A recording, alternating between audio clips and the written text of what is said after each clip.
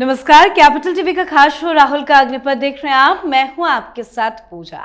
राहुल गांधी को कल ही वीर सावरकर पर की गई टिप्पणी के लिए सुप्रीम कोर्ट ने जमकर फटकार लगाई थी और आज ही राहुल गांधी की मुसीबत बढ़ने वाली एक बड़ी खबर सामने आ गई। दरअसल पुणे की अदालत ने स्वतंत्रता सेनानी वीर सावरकर पर की गई टिप्पणी से संबंधित मानहानि के मामले में राहुल गांधी को तलब किया है। अदालत ने राहुल गांधी को 9 मई को उपस्थित होने का अनुरोध किया है। साथ ही इसी बीच कांग्रेस की अंदरूनी कलह एक बार फिर से उजागर हुई है। दरअसल तेलंगाना में समृद्ध भारत फाउंडेशन की तरफ से आयोजित कार्यक्रम, जो खुद कांग्रेस समर्थित संगठन है, इस कार्यक्रम में कांग्रेस पार्टी का एक भी बड़ा नेता पहले दिन नजर नहीं आया। मल्लिकार्जुन खड़गे, राहुल गांधी सभी के जाने की खबर थी, पर कोई नहीं पहुंचा। हालांकि आज राहुल गांधी जरूर पहुंचे, पर कुछ तो गड़बड़ चल रहा है कांग्रेस पार्टी के अंदर। साथ ही इस भारत समिट के दौरान लगाए गए पोस्टरों में भारत का जो नक्शा दिखाया गया, उसमें ना तो पाकिस्तान अधिकृत कश्मीर था और ना ही लद्दाख, जिसको लेकर भी बवाल मचा हुआ है। तो राहुल गांधी और कांग्रेस पार्टी कैसे फंस गई है, आपको बताएंगे। साथ ही पहलगाम में हुए इस्लामिक आतंकी हमले को लेकर कांग्रेस पार्टी पाकिस्तान पर कार्रवाई करने से ज्यादा सिक्योरिटी लैब्स पर सवाल खड़े कर रही है। आंध्र प्रदेश कांग्रेस प्रमुख वाईएस शर्मिला ने इसे लापरवाही और सुरक्षा में बड़ी नाकामयाबी करार दिया है। उनका कहना है कि बीजेपी इस मामले पर सभी को गुमराह कर रही है। तो आज इस पर भी चर्चा करेंगे। मेरे साथ स्टूडियो में मौजूद हैं कैपिटल टीवी के एग्जीक्यूटिव एडिटर राजीव जी। सर, आपका बहुत बहुत स्वागत है। इस कार्यक्रम में तो राहुल गांधी को कल पहुंचना था, हालांकि कल वो श्रीनगर चले गए थे, कल नहीं पहुंचे, आज पहुंचे। लेकिन ये जो नक्शा सामने आया है, क्या ये जानबूझ के कोई साजिश, कोई हरकत की गई है? देखिए, ये कांग्रेस ने मान रखा है कि भारत जो है वो पाक अधिकृत कश्मीर को पाकिस्तान का हिस्सा मान लिया। ये कांग्रेस के अपने विचारधारा है और कांग्रेस ने इसे स्वीकार कर लिया कि अब हम पाक अधिकृत कश्मीर को अपने साथ नहीं ला सकते हैं। ये अंदर से मान चुकी थी कांग्रेस। इसलिए भारतीय जनता पार्टी की जब से सरकार बनी 2014 के बाद बार बार गृह मंत्री हो, रक्षा मंत्री हो, प्रधानमंत्री हो, इन लोगों ने जोर देकर कहा कि जम्मू एंड कश्मीर का मतलब पाक अधिकृत कश्मीर भी है और इसीलिए केवल हम 24 सीटें वहां के लिए असेंबली में सुरक्षित नहीं रखते, बल्कि अब धीरे धीरे पीओके के उन हिस्सों से अलग अलग रिप्रेजेंटेटिव लाया जाएगा और जो पीओके से भागकर हिंदुस्तान में आया है, उन लोगों को वहां के रिप्रेजेंटेटिव के तौर पर विधानसभा में भी नियुक्त किया जाएगा। और इसीलिए बार बार जोर देकर कहा गया कि पीओके हमारा ही हिस्सा है और हमारा ही रहेगा। हालांकि कुछ समय के लिए ये कांग्रेसियों ने जो कांड किया है, जिसके कारण वो कश्मीर का वो हिस्सा पाकिस्तान के साथ है। अभी देखिए, पीओके के लेकर विदेश मंत्री ने बयान दिए। उन्होंने ग्लोबल प्लेटफॉर्म पर भी बोला कि पाक अधिकृत कश्मीर को हम लेकर रहेंगे, वो जल्द से जल्द, जितना जल्द हो वो उसे हमारे हवाले कर दे, उनके लिए उतना ही अच्छा होगा। तो ये कांग्रेस की जो 1948 के बाद से पॉलिसी रही, इन लोगों ने मान लिया। जवाहरलाल नेहरू से लेकर नरसिम्हा राव से लेकर मनमोहन सिंह तक की सरकार में हर समय यह मान लिया गया कि नहीं, वो पीओके तो अब पाकिस्तान का हो गया है और सियाचिन वाला वो हिस्सा कुछ चीन का हो गया है। लद्दाख में बहुत सारे क्षेत्र जो राहुल गांधी आजकल चिल्ला चिल्ला कर कहता है कि चीन ने कब्जा कर लिया, चीन ने कब्जा कर लिया, गालवान में जो झड़प हुई उसके बाद से, तो ये राहुल गांधी की कांग्रेस की सोच थी, जिसको आज प्रदर्शित किया गया। ये भारत समिट का आयोजन किया जा रहा है और उसमें तकरीबन 30-35 देशों के डेलीगेट्स आ रहे हैं। ये कांग्रेस के कार्यक्रम में कांग्रेस ने खुद बताया है कि 470 से ज्यादा डेलीगेट्स आ रहे हैं अलग अलग देशों के, केवल हिंदुस्तान के नहीं। और उसमें आप एक ऐसा नक्शा दिखाते हो जिसमें विदेश वाले लोग भी देखकर कहेंगे कि नहीं, भारत तो इतना ही तक सीमित है, ये पीओके पर दावा तो बेकार है भारत का। मतलब इसने एक्सेप्ट कर लिया था और वही विवाद का कारण बना। आपने मान लिया है, लेकिन सब लोगों ने तो नहीं माना। कुछ लोगों की नजर पड़ेगी तो उसके फोटो बाहर आएंगे तो उस पर विवाद होगा और यही विवाद वहां पैदा हुआ। पोस्टर हटाए गए, नक्शे हटाए गए, बदले गए राहुल गांधी के जाने से पहले। लेकिन यह कांग्रेस के लिए है कि कांग्रेस किस तरीके से तेलंगाना में एक बड़ा आयोजन करती है और राहुल गांधी अगर नहीं जाते तो उनका पूरा चापलूस गैंग वहां नहीं जा पाता है, या तो राहुल गांधी से नाराजगी है या राहुल गांधी के बिना वहां किसी को जाने के लिए कोई जरूरत नहीं पड़ती, कि जाएंगे भी तो कोई फायदा नहीं है, क्योंकि न तो मीडिया कवरेज मिलेगी न कांग्रेस में कोई भाव मिलेगा। सबसे पहली बात तो मल्लिकार्जुन खड़गे के लिए है। मल्लिकार्जुन खड़गे ऐसे भी अगर इनको किसी आयोजन में भेजा जाता है तो कांग्रेस को समझना चाहिए, राहुल गांधी को समझना चाहिए कि इनके कंधे पर इतना बोझ डाल दिए हैं तो ये बोझ तो इन्हें ही खिसकाएगा, कांग्रेस को धराशायी करवाएगा। बिहार गए, बिहार में भी ऐसी स्थिति, एक रैली की, मंच खाली हो गया, हंगामा हो गया, वहां से लौट कर आए, पटना में एक मीटिंग थी, मीटिंग भी कैंसिल कर दिया कि नहीं हम मीटिंग नहीं करेंगे, हमारी तबीयत ठीक नहीं लग रही है। अब ये मल्लिकार्जुन खड़गे नहीं पहुंचे। लेकिन सबसे बड़ी बात है कि पहले दिन इतने हाई प्रोफाइल लीडर की लिस्ट दी गई थी और उसमें तेलंगाना के चीफ मिनिस्टर रेवंत रेड्डी का भी नाम था, तो रेवंत रेड्डी को तो पहुंचना चाहिए। लेकिन उन्होंने भी इससे दूरी बना ली कि अगर आज गए तो कल कैसे जाएंगे, 2-2 दिन मुख्यमंत्री एक प्रोग्राम में जा रहा है, यह भी सवाल में आ जाता। तो इसलिए राहुल गांधी के आने का इंतजार किया, उन्होंने पहला दिन स्किप कर दिया और आज जब राहुल गांधी गए तो एयरपोर्ट पर से ही माला लेकर खड़े हैं कि हम आपके दरबार में हाजिर हैं, अब जैसा कहेंगे वैसा करेंगे। तो इसलिए दिग्विजय सिंह, सलमान खुर्शीद, ऐसे कई नेताओं का नाम था उसमें कि पहले दिन ये लोग आएंगे और पहला दिन का प्रोग्राम बेहतर होगा, क्योंकि ये सोशल जस्टिस, भारत के कॉन्स्टिट्यूशन, संविधान बचाने की व्यवस्था, कांग्रेस का अभियान, ये सारे मुद्दों पर डिस्कशन के लिए है।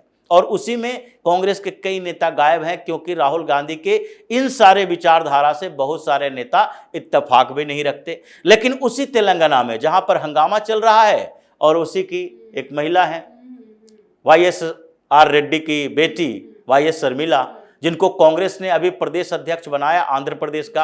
पहले वो तेलंगाना में ही राजनीति करती थी, तेलंगाना में YSR कांग्रेस की वो प्रेसिडेंट थी, क्योंकि आंध्र प्रदेश की जिम्मेदारी जगन मोहन रेड्डी को मिली थी और इनको उन्हीं विरासत में से तेलंगाना की जिम्मेदारी दी गई थी। तो ये अपनी पार्टी चला रहे थे, बाद में कांग्रेस में आए और आंध्र प्रदेश में इनको प्रदेश कांग्रेस का अध्यक्ष बनाया गया। और वो सवाल क्या उठा रही हैं? Security lapses. और कांग्रेस के दूसरे नेता क्या सवाल उठा रहे हैं कि ये स्थायी समाधान नहीं है, महंगाई बढ़ जाएगी। कैसे? क्योंकि पाकिस्तान जो एक्शन ले रहा है, वो जो रूट डाइवर्ट करने की बात हो रही है कि अपने आसमान का उपयोग नहीं करने देगा, फ्लाइंग जोन नहीं ले सकते उनका, तो उसके कारण हवाई यात्री जो जाएंगे उनके लिए बर्डन बढ़ जाएगा। उसके बाद ट्रेड अगर खत्म हो जाएगा, दोनों के बीच संबंध खत्म हो जाएंगे, पानी रोक देंगे, तो उससे भी अंतर्राष्ट्रीय स्तर पर हमें ही आलोचना झेलना पड़ेगा। ये कांग्रेस के अलग अलग जगहों पर नेता कह रहे हैं। और राहुल गांधी क्या कह रहे हैं? राहुल गांधी कह रहे हैं मेरे भाइयों एवं बहनों को टारगेट किया जा रहा है। My brothers and sister being targeted. ये ब्रदर एंड सिस्टर की जो बात कर रहे हैं वो किसके लिए कर रहे हैं? कश्मीर में, श्रीनगर में जाकर वो कर रहे हैं कश्मीर के मुसलमानों के लिए। और उसी श्रीनगर में और उसी जम्मू कश्मीर में जो इस पहलगाम हमले का एक टेररिस्ट था, आतंकी, जिसके घर को गिराया गया, और उसी की बहन आकर कह रही है मेरा भाई तो मुजाहिदीन है, मेरा भाई आतंकवादी नहीं है, ये योद्धा है, धर्म योद्धा है, मजहब का योद्धा है, मुजाहिदीन है, और हमारे और बहनें भाई सब हम इसके सपोर्ट में आते हैं। ये जो पाकिस्तान जा जाकर एजुकेशन वीजा का बहुत गलत इस्तेमाल किया गया है, इन लोगों ने भी किया है। पाकिस्तान जाता है और वहां से टेररिस्ट बनकर वापस आता है, ये भी 1 साल पहले ही आया था। तो इन लोगों के बारे में ये बता रहे हैं कि देखो कश्मीर से बाहर कश्मीर के मुसलमानों पर हमले किए जा सकते हैं या किए जा रहे हैं। कश्मीर के मुसलमान नहीं, पूरे हिंदुस्तान के मुसलमान को टारगेट किया जा रहा है। और मुसलमान क्या कह रहे हैं? जिसका भाई टेररिस्ट, और वो कह रही है कि मेरा भाई मुजाहिदीन था, टेररिस्ट तो हो ही नहीं सकता। तो पूरे कश्मीर की मानसिकता यही है। उमर अब्दुल्ला से राहुल गांधी ने मीटिंग की, बातचीत की।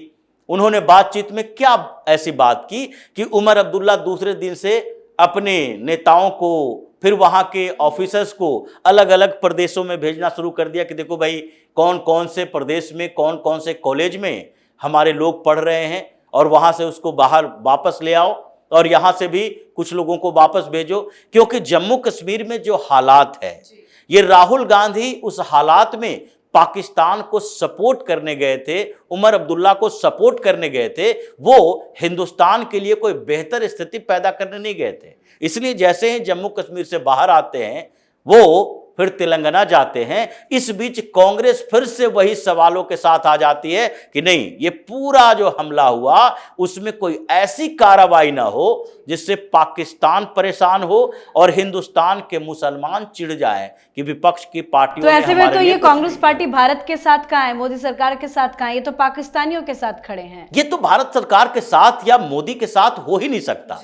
क्या राहुल गांधी कभी चीन के मुद्दे पर भारत के साथ खड़े रहे? पाकिस्तान के मुद्दे पर नहीं रहे।